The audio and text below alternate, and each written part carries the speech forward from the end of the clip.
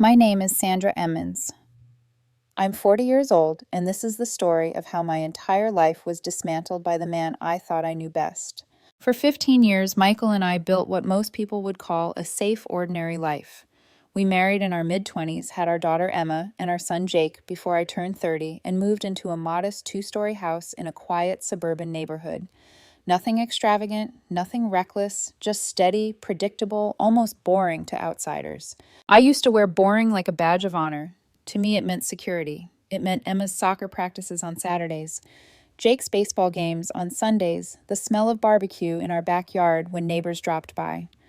It meant Michael's easy laugh at the dinner table when Jake told silly jokes, and the way Emma would roll her eyes but smile anyway. I worked as an accountant at a mid-sized firm. Michael managed the front office of a dental clinic. We weren't rich, but our bills were always paid on time. We had savings for emergencies, even a small lake house 2 hours away, where we spent nearly every summer. That little cabin wasn't much, but it was ours. I thought that was enough. But routines have sharp edges. If you press against them too long, they start to cut. Michael had always been more restless than me. I saw it in the way his eyes lingered on travel magazines at the grocery store, or how his conversations with friends always drifted toward someday plans. Someday we'll see Italy. Someday we'll backpack through Asia. Someday we'll live by the ocean. I used to smile and say someday maybe when the kids are older. I thought he understood. The beginning of the end didn't arrive like a storm. It crept in quietly disguised as something good. 2 years ago, Michael joined a photography club at the community center. He said he wanted a hobby, something creative. I encouraged it. After all he'd been saying, he needed something for himself, and I thought, why not? I even juggled Emma and Jake's schedules so he could make their weekly meetings. That's where he met her, Sienna. I didn't know her at first, not really. Just a name that came up in his stories. Sienna says the light at sunset is best for portraits. Or Sienna showed me how to adjust my camera settings. He'd mention her casually, like she was just another member of the group. But the way his voice changed when he said her name, it unsettled me. Soft, almost reverent. Sienna was everything I wasn't. Wild curls, leather jacket, a history of traveling to more than a dozen countries. No kids. Divorced.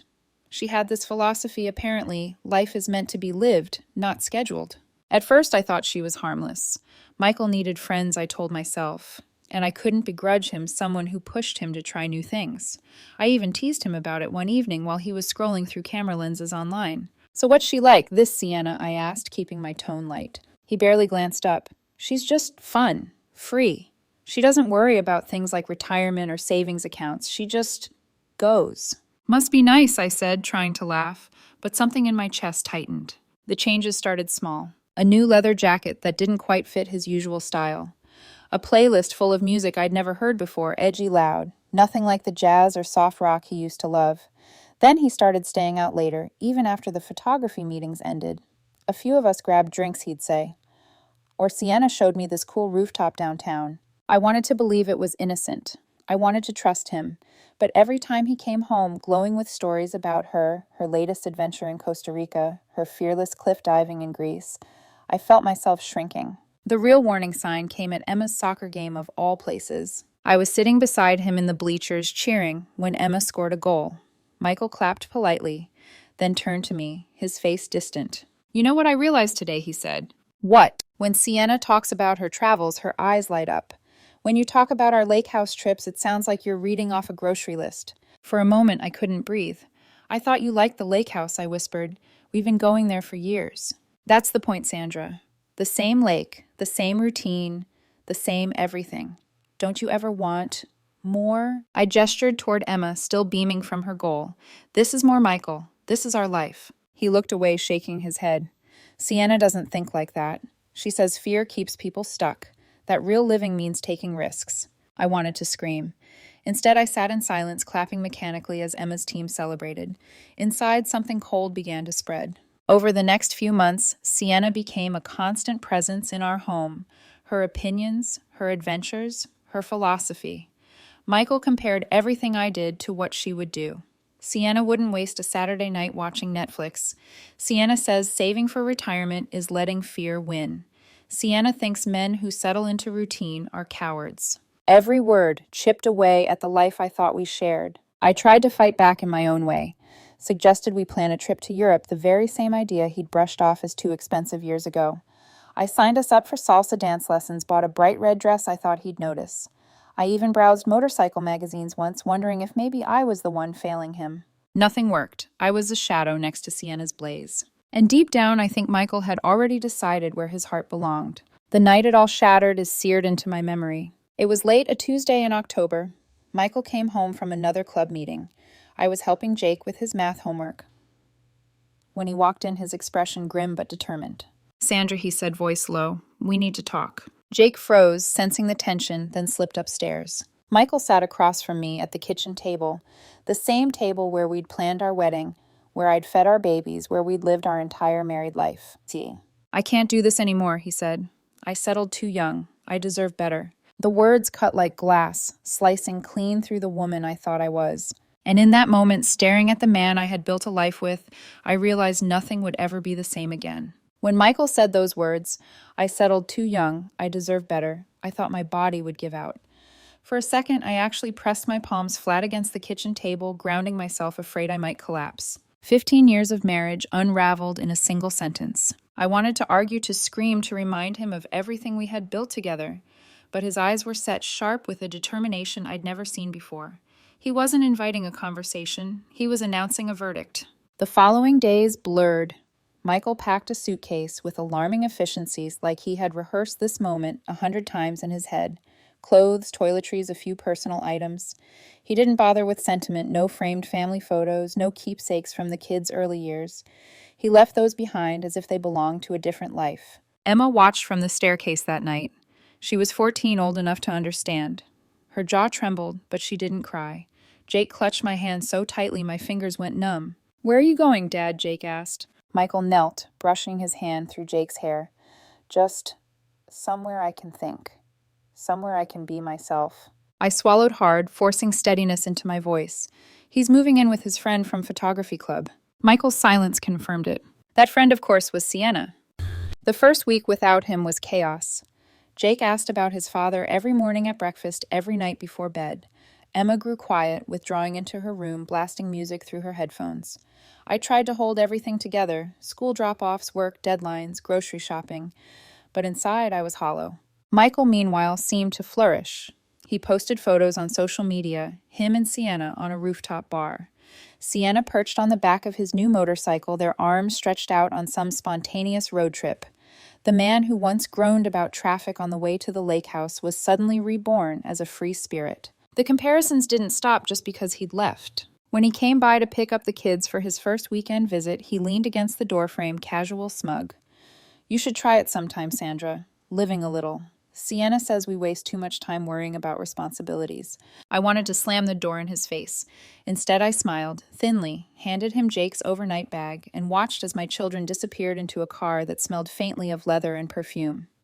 Nights were the worst. I would lie awake in our bed, my bed now staring at the ceiling, replaying every moment of our marriage. The wedding vows whispered in a church filled with lilies. The first night in our tiny apartment, eating takeout on the floor because we couldn't afford furniture yet. The way Michael had once looked at me, like I was his entire world. Had all of that been a lie, or had it just expired? One evening, I gathered the courage to ask him. He was dropping the kids off, and for once Sienna wasn't with him. "Michael," I said, catching his arm before he turned away, "was I ever enough for you?" He hesitated, eyes flicking toward Emma and Jake, who were already bounding up the steps. Then he sighed. "You were safe, Sandra. Safe isn't bad, but it's not alive." I think part of me broke permanently in that moment, not because of what he said, but because I realized he truly believed it. Weeks stretched into months. I tried everything to bridge the gap, to prove I could be alive too. I suggested we take a trip abroad together, just us and the kids, Paris maybe. I even pulled out brochures highlighted activities. He smirked. "Paris with you would be sightseeing. Paris with Sienna would be living." I signed up for salsa classes at the community center, hoping he'd notice. He laughed when Emma mentioned it. "Since when does Mom dance?" I bought a new dress, something bolder than my usual style. He didn't even blink. No matter what I did, I was measured against Sienna, and I always came up short. The final blow came one night when he dropped the kids off late. Emma stormed past him without a word. Jake lingered in the doorway, uneasy. Michael looked at me, then sighed as though exhausted by my very presence. Sandra, he said, stop trying so hard. You can't compete with her. She makes me feel alive in ways you never did. I'm not coming back. There it was. Final. Irrevocable. I closed the door behind him, my heart pounding, but my face calm. Emma was upstairs crying into her pillow. Jake was curled on the couch, hugging a stuffed bear he was far too old for. And me, I stood alone in the kitchen, the house suddenly cavernous, the silence deafening. The man I'd loved for half my life was gone, and in his place stood a Semmensger chasing a thrill that would burn us all. I knew then our family had splintered, and nothing would ever return to the way it was. If the night Michael walked out felt like an earthquake, the weeks that followed were the aftershocks. Constant jarring, leaving me unsteady no matter how hard I tried to plant my feet. I had to be both parents now. Every morning I packed lunches, signed permission slips, braided. Emma's hair reminded Jake to grab his science project. I showed up at my accounting job with a smile that fooled my coworkers, then came home to a house that felt 2 sizes too big. The hardest part wasn't Michael's absence. It was his presence, his shadow lingering in the children's questions. Why can't Dad live here? And with Sienna too, Jake asked one night, his little brow furrowed. Because marriage doesn't work that way, I said softly, kissing his forehead. Emma was less naive. At 14, she understood. She stopped asking questions, but she also stopped forgiving. Her eyes hardened when Michael's name came up. She refused to speak to him on the phone, refused to pack her bag on weekends he was scheduled to take them. You can't make me go, she said once, crossing her arms in the kitchen doorway. Emma, he's still your father, I tried, my voice cracking. She shook her head, tears spilling despite her defiance. Not to me. I didn't push after that. Michael, meanwhile, seemed to grow younger every day. When he came to pick up Jake, he looked tan, his hair longer styled in a way I'd never seen before. He wore leather jackets, designer sunglasses. He carried himself like a man reborn. Sienna was always nearby, leaning against his car, laughing too loudly, kissing him in front of Jake as though daring me to object. I didn't. I stood in the doorway and waved goodbye, my face a mask, my hands trembling at my sides. The neighbors noticed. Friends whispered. At school events, I felt eyes on me, pity and curiosity mingling like smoke. Everyone knew Michael had left his wife and children for the woman from his photography club. Everyone knew I'd been traded in for an adventure. And yet I couldn't allow myself to fall apart. So I created new routines, small rituals to anchor us. Friday night pizza and movie marathons on the couch. Sunday morning pancakes shaped like animals. Homework spread across the kitchen table while I chopped vegetables for dinner. At first, the kids resisted Emma retreating into silence, Jake asking why things couldn't just go back. But slowly, painfully, those little rituals began to stick. We were becoming a different kind of family, stitched together from broken pieces. But even in the comfort of those new rhythms, Michael's world kept intruding. Emma came home one weekend, her face pale. She threw her overnight bag onto the floor and hissed, "I'm not going back there." I rushed to her side. What happened? She blinked rapidly, fighting tears. Sienna was screaming at Dad. She called him pathetic. Then she looked at me and said, "Kids ruin everything." Dad just stood there. He didn't even defend me. My stomach twisted. A week later, Jake told me, matter-of-factly, Sienna doesn't like when we're around. She says it messes up their vibe. He said it innocently, not understanding the cruelty of the words he repeated. I wanted to rage to call Michael and demand answers, but instead I bit my tongue. Because deep down, I knew this wasn't my fight anymore. He had chosen his path. I just had to protect the children from the fallout. Still, the cracks in his new life were visible. The first time I really saw it, was during a drop-off. Michael's eyes looked sunken dark circles beneath them. He'd lost weight, not the healthy kind. When I asked if he was okay, he snapped, "I'm fine. Better than fine." But his voice wavered. I watched him drive away with Sienna in the passenger seat, her hand on his knee, her laughter cutting through the night air. For the first time since he'd left, I didn't feel jealousy. I felt pity. The turning point came 8 months later. It was a Thursday afternoon. I was buried in spreadsheets at work when my phone rang.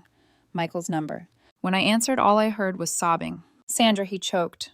"I know I hurt you, but I made a mistake, a huge mistake. Please, can we talk?" I sat frozen in my office chair, staring at the gray walls, listening to the man who had once broken me, now broken himself. "Talk about what?" I asked, my tone flat. "I want to come home. I miss the kids. I miss you. I miss everything." Home. That word sliced through me. "This isn't your home anymore, Michael," I whispered. He begged words tumbling out between sobs, promises to change, to try counseling, to finally take that trip to Paris I'd always wanted. But as I listened, I realized something chilling. He didn't want me. He wanted the life he'd abandoned, the safety net, the stability. And that life no longer existed. I ended the call. My hands shook, but my resolve was steel. That night, after I tucked Jake into bed and kissed Emma's forehead, I sat alone at the kitchen table, staring at the ghosts of our past. And for the first time in 2 years, I felt a Siemens powerful calm.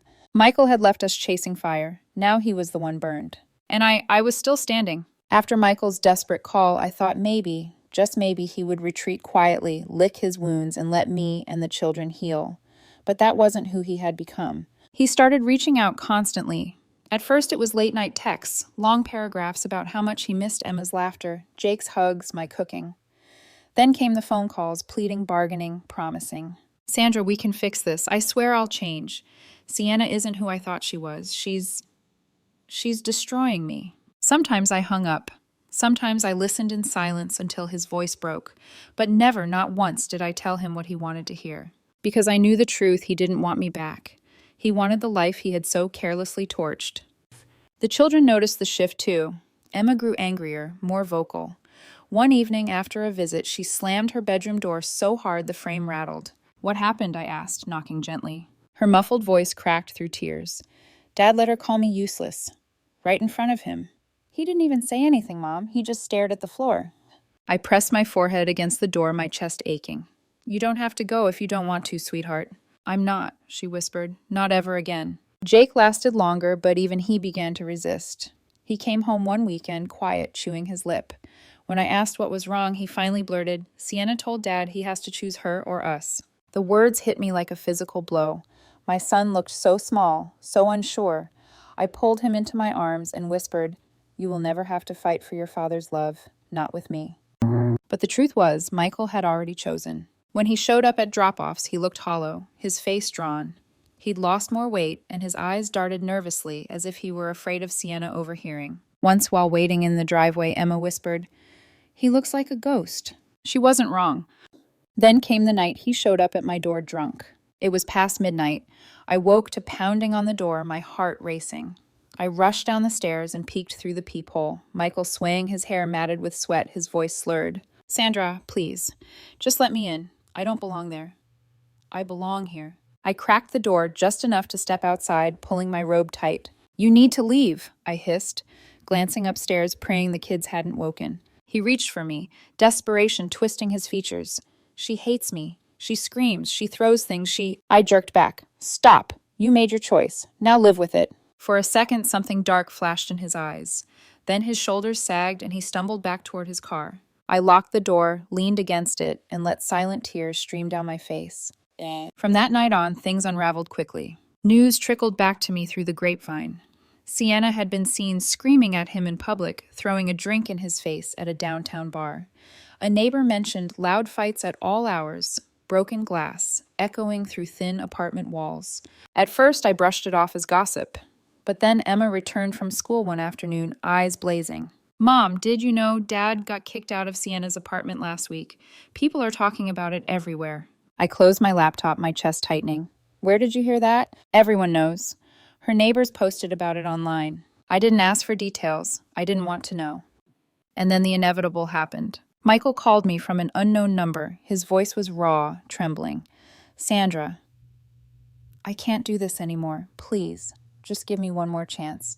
We can go to counseling. We can take that trip you always wanted. I'll be different this time. Something inside me snapped. Different.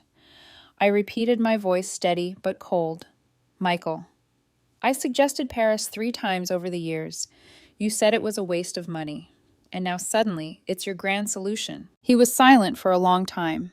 Finally, he whispered, I've learned so much about myself, about what I want. And what I want is my family back. I closed my eyes. No. What you want is the comfort you threw away. But that life is gone, and so am I. I hung up before he could respond. From then on, his desperation turned to persistence, unwelcome, suffocating persistence. He waited outside my office one evening, leaning against my car. My coworkers walked past, whispering. Sandra, please, he begged. Don't do this to me. I clenched my keys into my hand. I didn't do this to you, Michael. You did this to yourself. His sister cornered me at Jake's baseball game. He's miserable, Sandra. You have to forgive him. He's family. I stared at her, my voice low but sharp. He wasn't family when he walked out on us. He doesn't get to be family when he decides it's convenient. Her face flushed. Isn't forgiveness part of being a good Christian? I turned away. So is protecting my children. But Michael didn't stop. He called, texted, begged. And I realized his world was collapsing and he was clinging to me like driftwood in a storm. But I wasn't his lifeline anymore. I was the shore he had turned his back on, and now the tide was dragging him out to sea. It didn't happen all at once. Michael's life didn't explode in a single blaze. It decayed slowly like fruit left too long in the sun, until one day it was nothing but rot. I saw it first in the way Emma and Jake shifted. Emma was 16 now, and she had stopped going to his place entirely. Legally, I couldn't force her. When the custody schedule came up, she crossed her arms and said flatly, "If the court wants to drag me out of this house, fine. Otherwise, I'm not going." Jake lasted longer, still clinging to hope. He'd pack his bag dutifully, climb into Michael's car, and return 2 days later with dark eyes and a heavy silence. One night he whispered, as I tucked him in, "Dad doesn't want me around anymore. Sienna says I ruin their fun." I pulled him close, my throat burning. "Jake, you are never a ruin. You are the best thing in this world." He nodded, but I could see he didn't believe me, not yet. The whispers around town grew louder. Sienna's drinking her fights with Michael in public. The police called to their apartment more than once. At first I dismissed it as gossip, but then the proof came. Michael's boss at the dental office called me one afternoon, his voice careful. "Sandra, I don't mean to involve you, but Michael hasn't been himself. He's missing shifts, showing up late, distracted. We're worried." I thanked him politely, hung up, and sat at my desk in silence. Michael, the man who once scolded me for forgetting to pay a utility bill on time, was now unraveling in plain sight. The collapse hit in a tidal wave 8 months after his midnight visit to my door. Michael called me again, his voice shaky. "Sandra, she's gone. Sienna. She threw me out. I'm living out of my car." I closed my eyes, inhaling slowly. "I'm sorry, Michael. I really am. But this isn't my problem anymore." "You don't understand," his voice cracked. "She drained my accounts. She stole my camera gear. I have nothing. Please let me come home." Home, that word again. "This isn't your home anymore," I said softly, firmly. "It hasn't been for a long time." He sobbed into the phone, his words a slurry of apologies, promises, desperation. I listened, my hand trembling, until finally I whispered, "I can't save you." Then I hung up. But Michael didn't give up. He showed up at Emma's school, waiting by the gates. He cornered me at the grocery store, his voice raw. He even sent letters handwritten messy, stained with what I suspected were tears or liquor. "Sandra, please, I know I failed you, but don't punish me forever. Don't punish the kids. Let me come back." I stopped reading them after the 5th one. The turning point for me, the moment my pity finally hardened into indifference, came at Jake's baseball game. Michael arrived uninvited, staggering slightly, his eyes bloodshot. He sat in the bleachers across the field, shouting too loudly when Jake hit the ball, clapping off beat. Parents stared, whispering. After the game, Jake came running to me, his face pale. "Mom, he's embarrassing me. Please make him stop." I held my son close and turned to Michael. "You need to leave," I said quietly but firmly. His face crumpled. "I just want to see my boy." "You're not helping him," I whispered. "You're hurting him." He opened his mouth to argue, but then Emma appeared beside me. Her arms crossed, her glare sharp as glass. "Go," she snapped. "You don't belong here anymore." Michael flinched, like she'd slapped him. For the first time, I saw shame flicker across his face. He left without another word. By the end of that year, the children had made their choice. Emma moved in with me full-time. Jake followed soon after, officially asking to adjust the custody schedule. The judge approved without hesitation. Michael hadn't been showing up consistently anyway. When I told him, he cried. "They're all I have left, Sandra. Please don't take them from me." "They made their choice, Michael," I said gently. "You made yours a long time ago." Friends, neighbors, even his own sister tried to guilt me. "He's suffered enough," she pleaded. "Don't you think it's time to forgive?" I stared at her, exhausted. Forgiveness isn't the same as welcoming him back. I forgave him the moment I realized I no longer cared. She didn't understand. Few people did. But I didn't need them to. And then came the final blow, the one even he couldn't outrun. Sienna was arrested, DUI assault possession. During processing, the police uncovered warrants from another state. The gossip spread like wildfire, so did the judgment. Michael lost his job within weeks, his reputation shattered. He moved back into his parents' house at 42 years old, a shell of the man he once was. Emma refused to speak his name.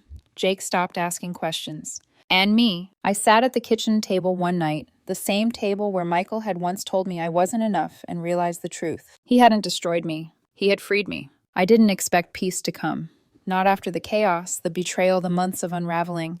But it did, quietly like a sunrise. By the time Michael hit rock bottom, I had already climbed out of the pit he left me in. The kids were thriving.